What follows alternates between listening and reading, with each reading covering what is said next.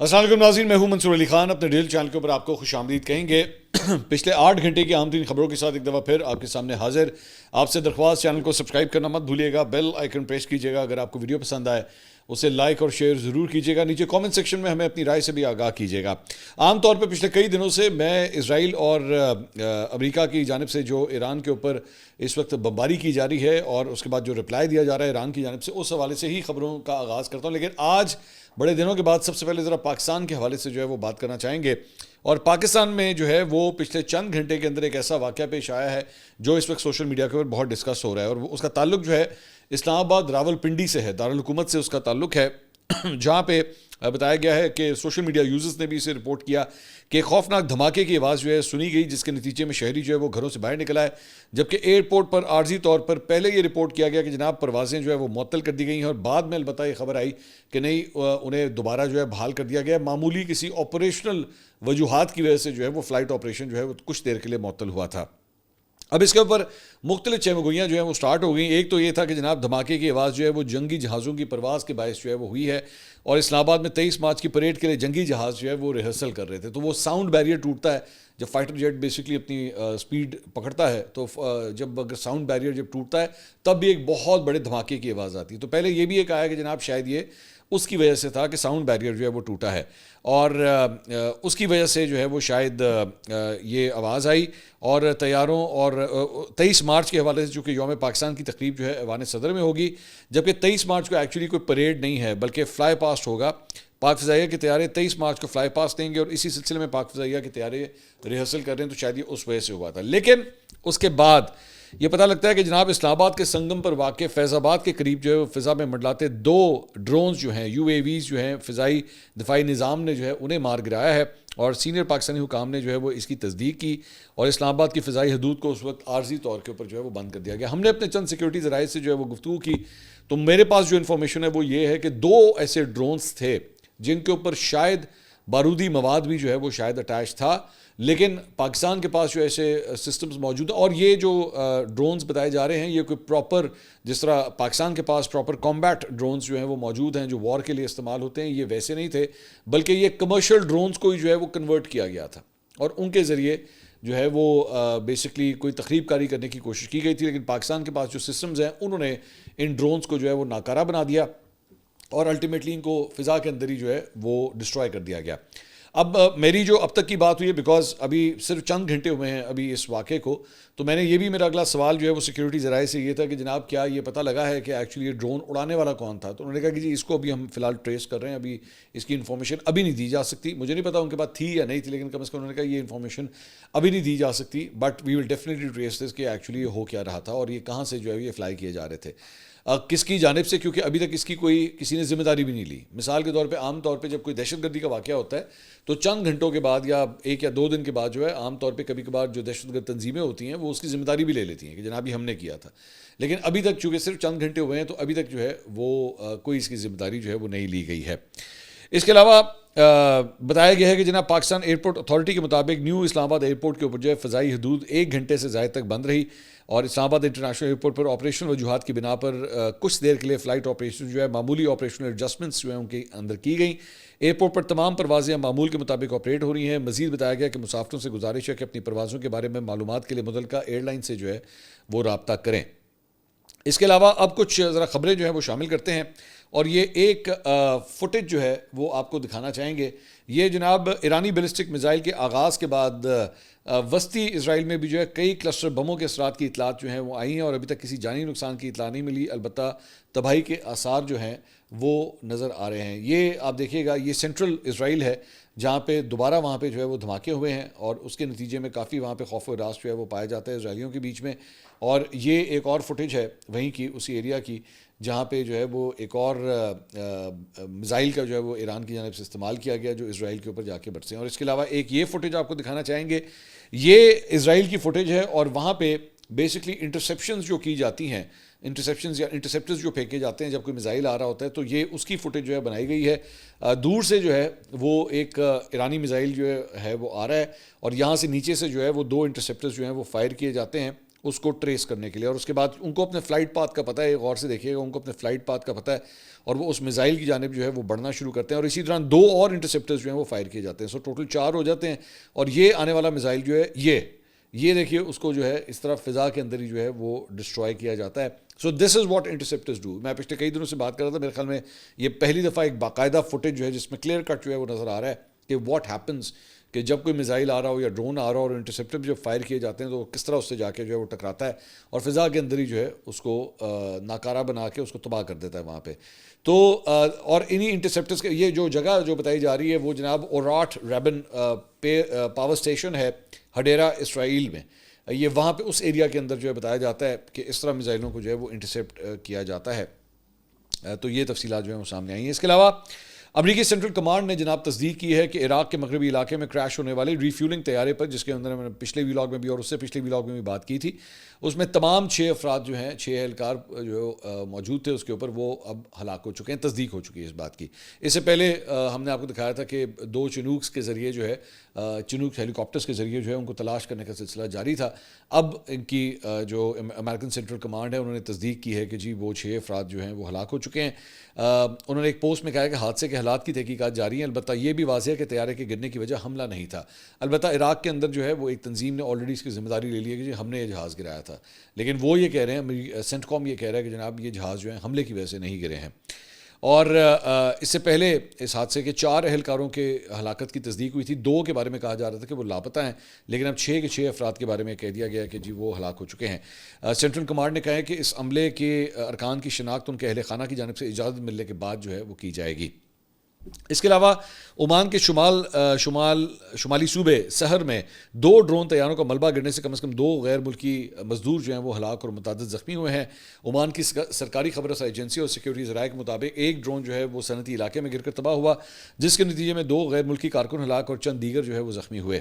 دوسرا ڈرون ایک کھلے علاقے میں گر کر تباہ ہوا, لیکن اس سے کوئی جانی نقصان نہیں ہوا. دونوں واقعات کی تحقیقات جو ہیں وہ شروع کر دی گئی ہیں. تاحال یہ واضح نہیں ہو سکا کہ یہ دونوں ڈرون کہاں سے آئے تھے اور انہیں کیا حادثہ پیش آیا. تاہم ڈرون حملوں کا سلسلہ خطے بالخصوص مشرق وسطیٰ میں جاری تنازع کا نتیجہ معلوم ہوتا ہے. ابتدائی اطلاعات کے مطابق ہلاک ہونے والے افراد غیر ملکی تھے, لیکن تاحال ان کی شناخت ظاہر نہیں کی گئی. بعض میڈیا رپورٹس میں کہا گیا ہے کہ دونوں ہلاک ہونے والے بھارتی شہری تھے. چند روز قبل عمان کے سلالہ ایئرپورٹ پر بھی ڈرون حملوں کے باعث ایندھن کے ذخائر کو نقصان پہنچا تھا, جس سے بندرگاہ کی سرگرمیاں وقتی طور پہ جو ہے وہ متاثر ہوئی تھیں. اس کے علاوہ یورو اسپیس کمانڈر کا کہنا ہے کہ جی IRGC یعنی کہ جو پاسداران انقلاب ہیں اس حوالے سے یورو اسپیس کمانڈر کا کہنا ہے کہ 1 ٹن وزنی 30 super heavy ballistic missile Israel کے اہداف کے اوپر جو ہے وہ داغے گئے ہیں. میجر جنرل سید ماجد موسوی کا کہنا ہے کہ اس حملے نے عام فضائی نگرانی کے نظام کو دھرم بھرم اور تباہ کر دیا ہے, اور اسے حکومت کے خلاف اب تک کا سب سے بڑا آپریشنل بیراج جو ہے وہ قرار دیا جا رہا ہے. یہ بہت بڑی خبر جو ہے وہ سامنے آ رہی ہے کہ جو پاسداران انقلاب ہے ان کی جانب سے یہ انفارمیشن جو ہے وہ شیئر کی گئی ہیں. یہ اس کی ڈیٹیلز ابھی تک جو ہے ایگزیکٹلی اس میزائل کی کوئی تصویریں یا وہ چیز جو ہے وہ سامنے نہیں آئی, لیکن انہوں نے کہا کہ جناب یہ تقریباً 30 ٹن وزنی جو ہے وہ 30 super heavy ballistic missiles weighing 1 to 2 tons were launched at targets in Israel. تو یعنی 30 بیلسٹک میزائلز کے ساتھ جو ہے وہ اسرائیل کے اوپر بیسکلی یہ حملہ کیا گیا ہے. میجر جنرل سید ماجد موسوی انہوں نے کہا کہ جی the strike disrupted and destroyed key Eurospace monitoring systems, calling it the heaviest operational barrage against the regime so far. اس کے علاوہ امریکی حکام نے دعویٰ کیا ہے کہ ایران نے آبنائے ہرمز میں بارودی سرنگیں بچھانا شروع کر دی ہیں, جس سے عالمی جہاز رانی میں خلل پڑ سکتا ہے. یعنی کہ وہ خود بھی ایکسیپٹ کر رہے ہیں اس بات کو. نیو یارک ٹائمز کی رپورٹ کے مطابق انٹیلیجنس پر بریفنگ دینے والے ایک امریکی اہلکار نے بتایا کہ امریکی افواج کی جانب سے بارودی سرنگیں بچھانے کے قابل بڑے ایرانی جہازوں کو تباہ کرنے کے بعد ایران نے اب چھوٹی کشتیوں کا استعمال جو ہے وہ شروع کر دیا ہے. انہوں نے کہا کہ ایران کی اسلامی انقلاب گارڈز کور ان سینکڑوں کشتیوں کو تعینات کر سکتی ہے جو اس نے طویل عرصے سے بڑے بحری جہازوں بشمول امریکی بحریہ کے جہازوں کو ہراساں کرنے کے لیے استعمال کیے ہیں. امریکی حکام نے کہا ہے کہ کوششیں سست ہیں اور زیادہ مؤثر نہیں ہے, لیکن ایسا لگتا ہے کہ ایران بارودی سرنگوں کو صاف کرنے سے زیادہ تیزی سے نصب کرنے کا ارادہ رکھتا ہے, اس امید کے ساتھ کہ آبنائے کے ذریعے جہاز رانی کو جو ہے وہ مزید روکا جا سکے. واضح رہے کہ ایران پر امریکہ اور اسرائیل کے مشترکہ حملوں کے بعد آبنائے ہرمز کو بند کر دیا گیا تھا, جس سے جہاز رانی میں خلل پڑا اور تیل کی قیمتوں میں اضافہ ہوا تھا. اس کے علاوہ وال اسٹریٹ جرنل نے جناب رپورٹ کیا ہے کہ پینٹاگون ایرانی حملوں میں اضافے کے بعد ممکنہ طور پر آبنائے ہرمز کے ذریعے آئل ٹینکرز کو بچانے کے لیے مشرق وسطیٰ میں مزید جنگی جہاز بھیجنے کے اوپر غور کر رہا ہے. وال اسٹریٹ جرنل کے مطابق امریکی حکام کا کہنا ہے کہ خطرے کی سطح کم ہونے تک جو ہے وہ اسکاٹس شروع نہیں ہوں گے، جس میں 1 ماہ یا اس سے زیادہ وقت جو ہے وہ لگ سکتا ہے۔ فائنینشیل ٹائمز نے جناب رپورٹ کیا ہے کہ فرانس اور اٹلی نے آبنائے ہرمز میں محفوظ راستے کی امید میں ایران کے ساتھ بات چیت کا آغاز کیا ہے، تاہم اٹلی کی وزارت خارجہ نے اطالوی جہازوں کے لیے آبنائے ہرمز کو دوبارہ کھولنے کے لیے ایران کے ساتھ مذاکرات کے بارے میں ایف ٹی رپورٹ کی جو ہے، فائنینشیل ٹائمز کی رپورٹ کی جو ہے انہوں نے تردید کی ہے۔ اس کے علاوہ ترکیہ کے وزیر ٹرانسپورٹ عبدالقادر اورال اوغلو نے اعلان کیا ہے کہ ترک ملکیت کا ایک بحری جہاز ایرانی حکام کی خصوصی اجازت کے بعد آبنائے ہرمز عبور کرنے میں کامیاب ہوگا۔ یہ بہت بڑی خبر ہے کہ جناب انہوں نے جو ہے وہ کم از کم ایک جہاز جو ترکی سے تعلق رکھتا ہے اس کو باقاعدہ طور پہ ایران نے اجازت دی ہے کہ جناب وہ اس کو جو ہے وہ کراس کر سکتے ہیں۔ ترک وزیر کے مطابق ترکیہ کی ملکیت کے 15 بحری جہاز ایران کے سمندری حدود کے قریب انتظار میں تھے، جس کے بعد انقرہ اور تہران کے درمیان اعلیٰ سطح پر رابطے کیے گئے۔ ان مذاکرات کے نتیجے میں ایک جہاز کو ایرانی حکام کی جانب سے راستہ دینے کی خصوصی اجازت ملی ہے۔ وزیر ٹرانسپورٹ نے کہا کہ آبنائے ہرمز میں ترکیہ سے تعلق رکھنے والے 15 جہاز موجود تھے، ہم نے ایرانی حکام سے ان میں سے ایک جہاز کے لیے اجازت حاصل کر لی ہے جس نے ایرانی بندرگاہ استعمال کی تھی اور وہ اب گزر چکا ہے۔ انہوں نے مزید کہا کہ باقی ماندہ جہازوں کی باحفاظت واپسی یا گزرگاہ کے حصول کے لیے تہران کے ساتھ سفارتی رابطے مسلسل جاری ہیں۔ اس پیش رفت کو مشرق وسطیٰ کی موجودہ کشیدہ صورتحال میں ترکیہ اور ایران کے درمیان مضبوط سفارتی تعلقات کے تناظر میں دیکھا جا رہا ہے۔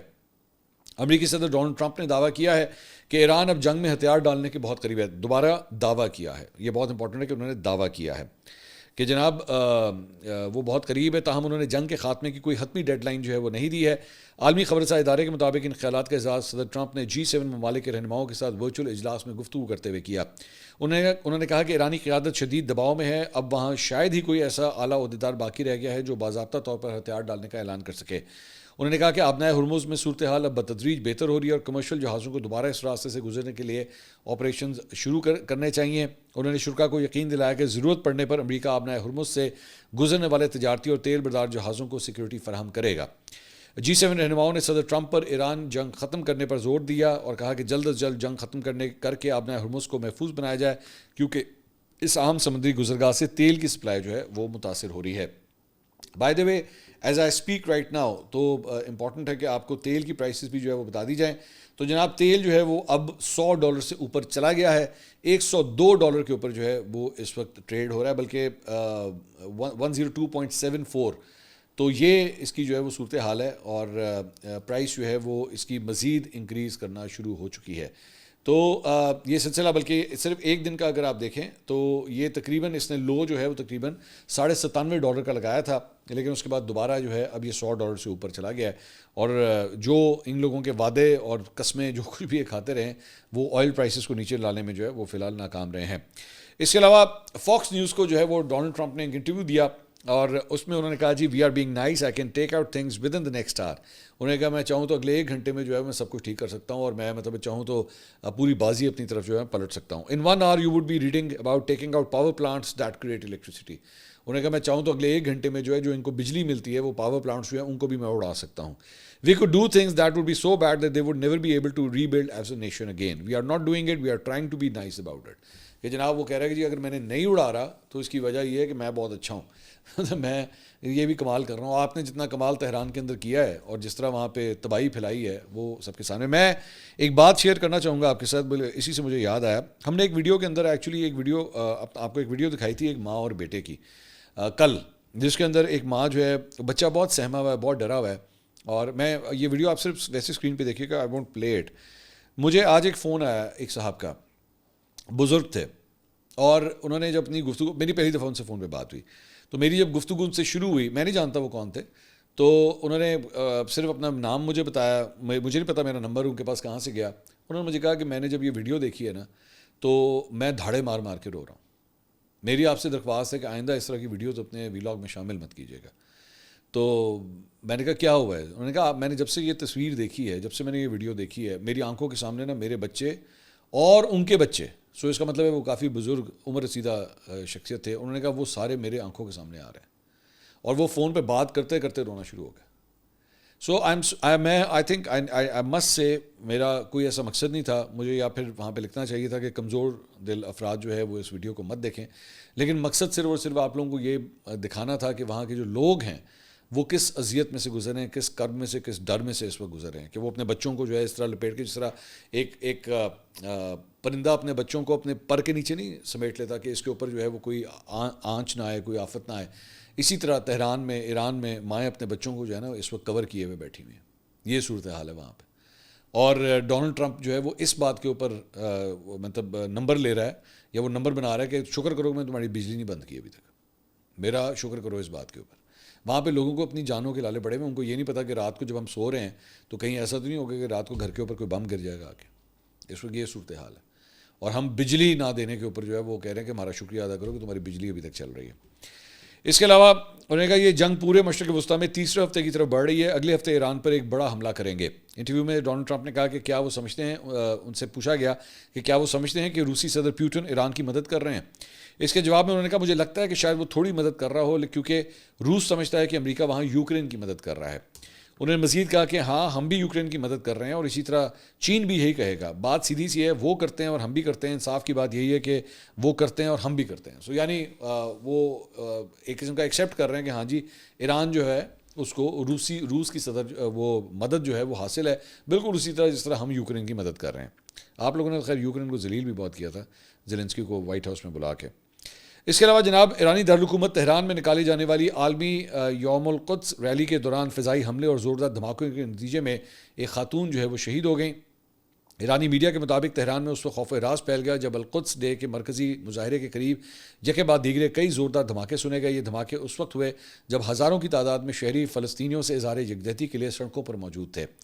رپورٹ میں کہا گیا کہ فضائی حملے کے نتیجے میں گرنے والے ٹکڑے ریلی میں شریک ایک خاتون کو لگے, جس کے باعث وہ جانبر نہ ہو سکیں اور موقع پر ہی شہید ہو گئی. ریلی میں شریک ایک خاتون ایرانی حکام کی جانب سے دھماکوں کی نوعیت اور حملے کے ماخذ کے حوالے سے تحقیقات کا آغاز کر دیا گیا ہے. دوسری جانب سوشل میڈیا کے اوپر جو ہے وہ رہنماؤں کی ویڈیوز وائرل ہو رہی ہیں جس میں یوم القدس کے مختلف ریلیوں میں عام لوگوں کے ساتھ وہ شریک ہیں. ایک ویڈیو میں دیکھا جا سکتا ہے کہ ایرانی صدر مسعود پزشکیان بغیر سیکیورٹی کے تہران کی ایک بڑی ریلی سے گزر رہے ہیں اور لوگ ان کے ساتھ سیلفیاں بنا رہے ہیں. اسی طرح وزیر خارجہ عباس عراقچی بھی ایک ریلی میں شریک ہوئے, علی لارنجانی بھی ریلی میں شریک ہوئے اور وہیں سے انہوں نے انٹرویو بھی دیا. اب یہ ایک اور ایکچولی سائن ہے کہ اس موقع کے اوپر جب ملک جو ہے وہ حالت جنگ میں ہے, وہاں پہ بمباری ہو رہی ہے, دے آر ناٹ ہائیڈنگ, وہ چھپ نہیں رہے, وہ جا کے اپنی عوام کے ساتھ کھڑے ہیں. وہ اس مشکل وقت کے اندر جو ہے اگر عوام نکل رہی ہے تو وہ بھی ساتھ نکل رہے ہیں. یہ جب آپ کا کنیکشن ہوتا ہے نا عوام کے ساتھ ایسے موقع کے اوپر, پھر عوام نہیں چھوڑتی پھر آپ کو. وہ کہتی ہے بھئی تو لیڈرشپ چھوڑے گا, ہم تجھے نہیں چھوڑنے دیں گے. یہ آپ کا کنیکشن بنتا ہے. تو یہاں پہ ایسے لیڈر بھی ہیں کہ جب کوئی آفت آئی ہے تو سب سے پہلے وہ چھپے ہیں اور انہوں نے اپنے بچوں کو چھپایا. انہوں نے کہا باقی چیزیں بعد میں ہوں گی, پہلے اپنی جان تو بچاؤ نا, پھر بعد میں دیکھتے ہیں کہ کیا کرنا. تو خیر بات کہیں سے کہیں چلی جائے گی, خیر ادھر ہی فوکس کرتے ہیں. اس کے علاوہ کرسٹین مانپور جو ایک بڑی سینئر جرنلسٹ ہیں, انہوں نے ٹویٹ کیا. انہوں نے کہا علی لارنجانی ایران's top national security official who is running the country outside on a pro-government demo despite drones and assassinations from the sky saying Trump has underestimated the Iranian people. انہوں نے ان کی ایکچولی یہ ویڈیو جو ہے وہ ٹویٹ کی کہ یہ دیکھیں لارنجانی جو ہیں وہ خود باہر سڑکوں کے اوپر جو ہے وہ نکلے ہوئے ہیں. یہ انہوں نے بھی ایکسیپٹ کیا اس بات کا. اس کے علاوہ جناب متحدہ عرب امارات کا کہنا ہے کہ ایران کو ثالثی کی اجازت دینے کے لیے پڑوسیوں پر حملے روکنا ہوں گے. ان کی اہلکار لانا نصیبہ کا کہنا ہے کہ جنگ کا خاتمہ مذاکرات کے ذریعے ہوگا. پڑوسی ممالک حیران ہیں کہ ایران نے ان پر حملے کر دیے. لانا نصیبہ کا کہنا ہے کہ ٹرمپ اپنے دور میں ایران کے ساتھ جنگ کا سفارتی نتیجہ نکالیں گے. انہوں نے کہا کہ یہ ایک سفارتی حل ہوگا, لیکن اس کے لیے اہم لمحہ ہونا چاہیے. حملے کے وقت ثالثی کے بارے میں بات کرنا مشکل ہے. ثالثی تب ہو سکتی ہے جب بندوقیں خاموش ہو جائیں. اس کے علاوہ الجزیرہ نے یہ رپورٹ کیا ہے کہ ایران پر امریکی اور اسرائیلی حملوں کے دوران فوجی جیمنگ اور سپوفنگ خلیج میں جی پی ایس سگنلز میں خلل ڈال رہی ہے, جس سے زمین, سمندر اور فضا میں نیویگیشن جو ہے وہ متاثر ہو رہی ہے. اب یہ میں تھوڑا سا اس کا بیک گراؤنڈ میں آپ کو سمجھا دیتا ہوں. اور بیسکلی وہ یہ ہے کہ جناب جی پی ایس سسٹمز جو ہیں وہ استعمال کیے جاتے ہیں ہر قسم کی نیویگیشن کے لیے. آپ کے ٹینکس کے اندر, آپ کے ڈرونز کے اندر, آپ کے میزائلز کے اندر, آپ کے لڑاکا طیاروں کے اندر, آپ کے فوجیوں کی موومنٹ کے اندر, آپ کے بحری جہازوں کے اندر, آپ کے سب مرینس کے اندر. Every one of these systems are actually using G P S systems, جس سے بیسکلی ایک قسم کا, جس طرح اگر میں عام الفاظ میں گوگل میپ جس طرح ہوتا ہے آپ کو لوکیشن یا واٹس ایپ پہ بھیجی جاتی ہے, تو بیسکلی اسی قسم کا سسٹم ہے بٹ زیادہ سوفسٹیکیٹڈ, جو بیسکلی ملٹری یوز کے لیے جو ہے وہ ہوتا ہے. الجزیرہ یہ رپورٹ کر رہا ہے کہ ایران پر اس حملوں کے دوران جو ہے وہ فوجی جیمنگ, مطلب ان کے سسٹمز بھی جیم ہوئے ہیں.